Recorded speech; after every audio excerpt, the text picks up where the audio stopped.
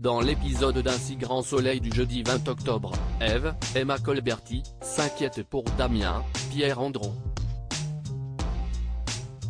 Cela fait déjà 3 fois qu'elle tente de le joindre, en vain. Elle a peur qu'il fasse une bêtise. Mais ce comportement choque Frédéric Kamatari. Elle ne comprend pas que sa collègue puisse soutenir Damien. Sauf que pour Eve ce n'est pas aussi manichéen. Certes, Damien n'aurait jamais dû coucher avec Thaïs, Lila Guerreau, mais celle-ci n'est plus une enfant. Elle a 17 ans.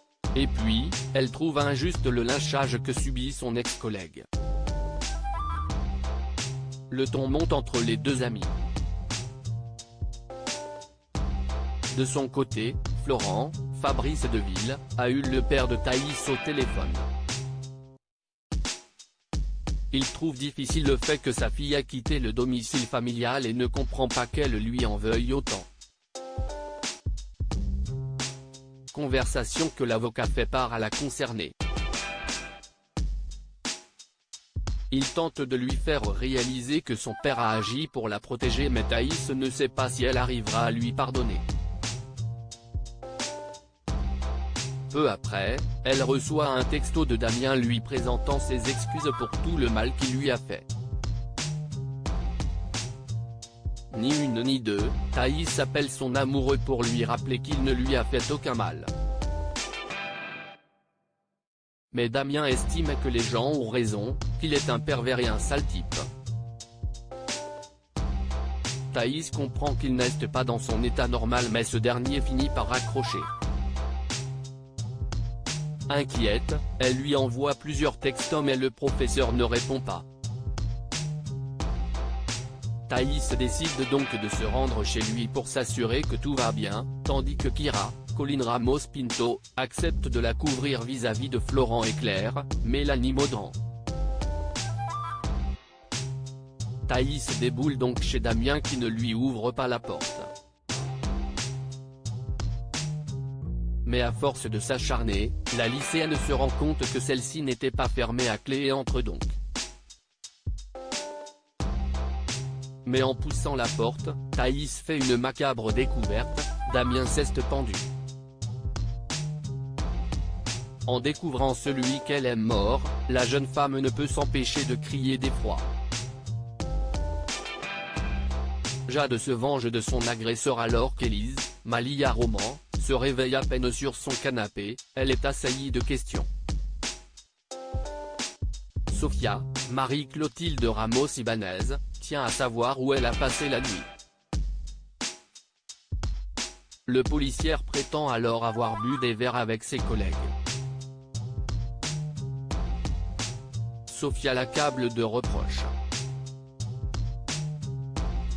Puisqu'elle a dû gérer seule les nombreux cauchemars qu'a fait Charlie dans la nuit. Surtout, elle sent que sa chérie s'éloigne et cela lui fait peur. Sofia aimerait qu'elle se retrouve comme avant. Élise fait son mea culpa. Elle a conscience d'être tendue et insupportable ces derniers temps et lui promet qu'elle fera des efforts. Au commissariat, elle reçoit néanmoins un message de Fanny lui disant qu'elle a passé une nuit magique. La policière sourit, même si elle culpabilise vis-à-vis de Sofia. De son côté, Ludo, Folco-Marchi, a préparé un somptueux petit déjeuner à Jade, Shemsoda, mais celle-ci ne prend pas le temps de manger et préfère filer au travail. Ludo l'informe tout de même qu'il rentrera tard mais Jade se montre distante et semble y apporter peu d'attention. Julie, Sophie Stahl, appelle cette dernière pour prendre de ses nouvelles et lui conseille une nouvelle fois de se confier à Ludo sur l'agression dont elle a été victime. Mais Jade ne peut s'y résoudre. La situation est déjà tendue entre eux et elle ne veut pas en rajouter une couche. d'autant qu'elle sait qu'il va lui prendre la tête pour qu'elle aille voir la police, et elle n'a aucunement envie.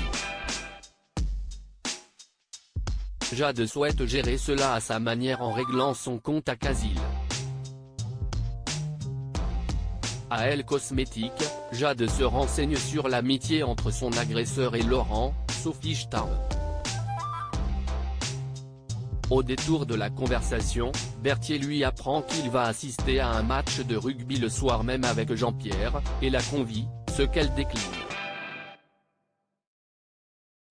À la place, elle préfère s'introduire dans la villa de Casil. Jade laisse sa colère exploser en détruisant, à l'aide d'un sabre, toute sa précieuse collection de cognac. Casil reçoit un appel l'informant qu'il y a du bruit chez lui. Il s'aperçoit alors que son alarme est déconnectée et fait demi-tour.